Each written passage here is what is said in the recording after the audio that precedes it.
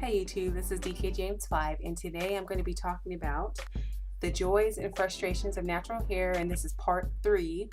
If you've missed part 1 and part 2, I'll have the links in the description box. Just click on show more, and you can click on link on the first or second link to watch part 1 or part 2. And you can see basically what I discussed in those first 2 parts. Okay, and for part 3, I'm going to talk about traction alopecia and shrinkage. And the reason why this is the first time I'm going to be talking about traction alopecia, because I haven't discussed that or shared that with you guys.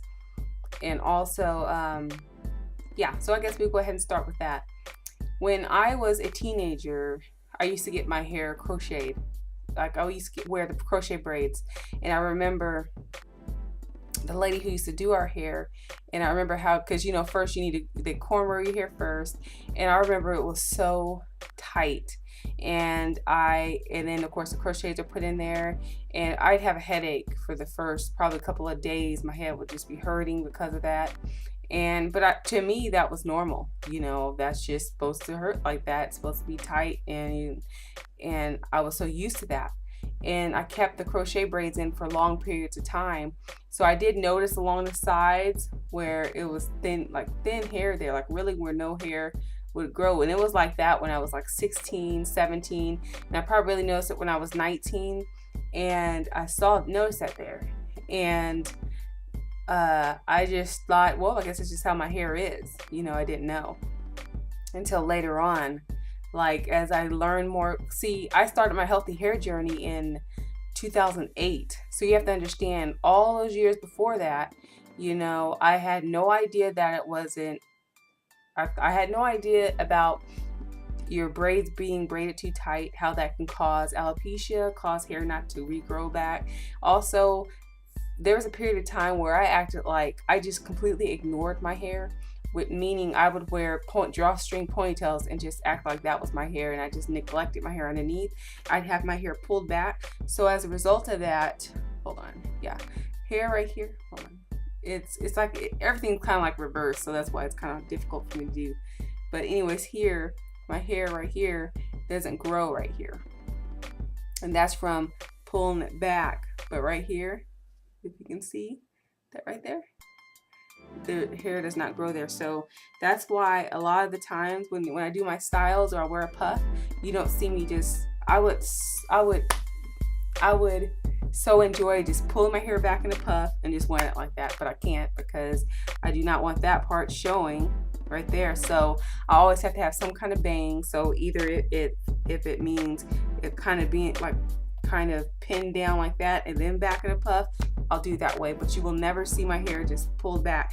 I might have done that my earlier times since when I was natural, and you'll see some of those pictures in the beginning of this video, and I did do it that way, but then I quickly just stopped wearing it like that because I was too self-conscious of that. And I feel comfortable enough now talking to you guys about it because I know that it can help someone, and I don't want to not talk about it anymore. It's time to just put it out there because it could be helpful to someone. So because of that, her braiding my braids too tight, and I wore them for long periods of time, it caused hair not to grow, and like it's further back there, but there's an area there, just an area where hair does not grow, and it's on both sides like that. And and that's a result of tight braiding. And then all throughout there might be some thinner spots, but I believe that's due to relaxing, because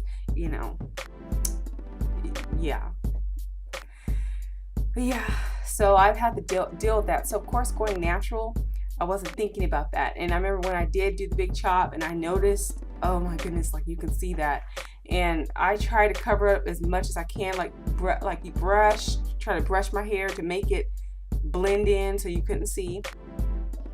And I would wear bands, some kind of bands to cover that, and anything I do to cover it up, and because I did not like that part. But you know how you hear a lot of people say, oh, don't pull your hair all the way back because then you don't want you know, your edges, you know, to break off and all this kind of stuff, or ooh, you know. But what about for those of you that may in the past didn't know about that stuff, and now you're dealing with the after effects, meaning alopecia and your edges gone, stuff like that. So how do you go on from that? Well, I've learned to just be thankful for your hair, for one thing. Just be thankful. And I do thank God for my hair. For every hair on my head, I thank Him for. And I look back there and yes, it could have been avoided. It could have been avoided, but see, I didn't have the knowledge of healthy hair care. Okay, I'm back. Where was I? Basically, I didn't have the knowledge in healthy hair care. I didn't know about all that stuff when I was a teenager, and I didn't start knowing that until 2008. So that was, I'm going to be 30 in July. So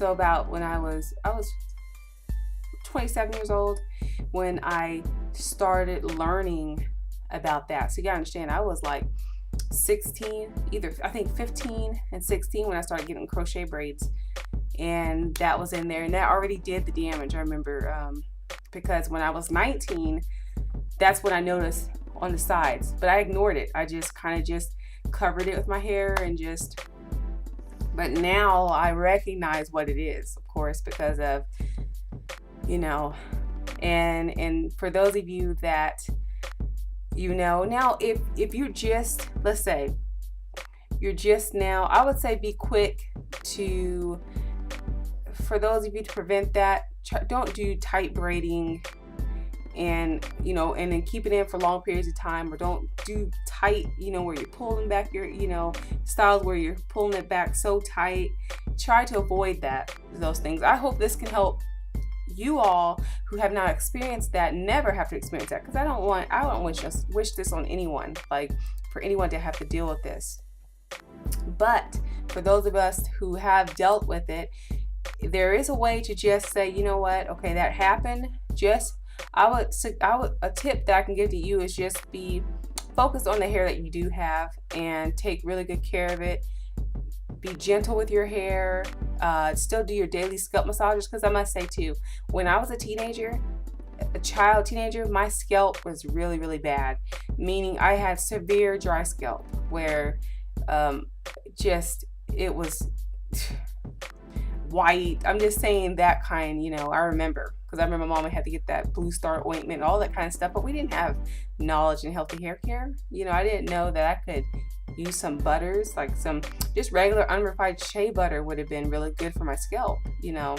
But, you know, I've learned a lot, and now I'm hoping that I can share to others to help them avoid maybe some things that I may have gone through. So yeah, so that's one of the things with being natural I dealt with and was frustrated about with the alopecia, because, and you know, there are some people where it's like it happened, and I know that's from relaxers too. So it could have been a combination of tight braiding and the relaxers, but it's only in those certain spots. So, but there are some people that it's all over their head and they deal with that. So I had to just be thankful for the hair that I do have. And yes, and I felt comfortable enough to share that with you guys and say, look, for those of you that are dealing with it, or you have, just to be positive and to take care of the hair that you do have. And yes, you can find ways to cover it up and, you know, make it work for you. So yeah, that was a frustration, and I feel more comfortable now, especially since my hair has gotten longer.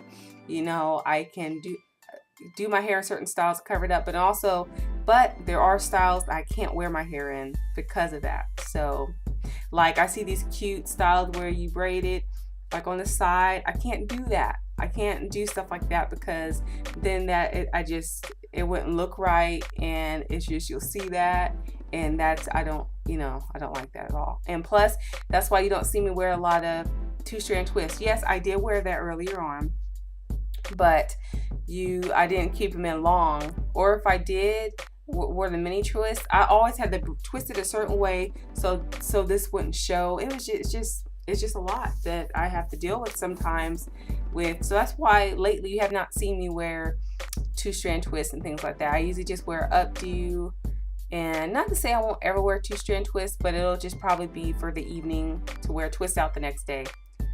But yeah, so that's one of my frustrations, guys, was dealing with that and how to deal with it and to move on. Another thing is shrinkage. I know I took up a lot of time on the alopecia, but another thing is shrinkage. When I just went natural, that was a big issue for me, because it always made it look like your hair is not growing at all with that shrinkage. Because so when I do wash and goes, oh, you definitely couldn't tell that I was like 6 months natural, because it looked like I just did a big chop because of how much it shrunk up. And I avoided coils and coil outs, things like that, because when I did the finger coil one time, it looked like I just did the big chop, and I was like 7, 8, 9 months natural. So I was thinking, I don't want to do that. So the ways I dealt with it, I would twist my hair or braid my hair the night before so my hair was stretched. If I didn't do that, my hair would be just smashed and just, you know, look like I just did a big chop. I didn't like that. Ooh, that was so frustrating to me, because here I am, I'm growing my hair out naturally, and it's just I just didn't like that part about it, the shrinkage. But this year, finally, I enjoy my shrinkage now. And yes, I do videos showing you how to stretch your natural hair, how to stretch your wash and go curls, because there might be people out there that may not like the shrinkage. So I like to do videos to help you. And there are times, yeah, like my hair right now is full stretch. I do like how my hair have the stretched feel and look, because for some reason, when I have it like this, when I stretch it out, it kind of reminds me that feeling when my hair is relaxed, but without the chemicals. Like, I liked it how my hair would be like smooth down and stuff like that. And in a way, this may not look smooth down to you, but compared to if I did nothing and just let it dry, and it would be all like it would be difficult to manage.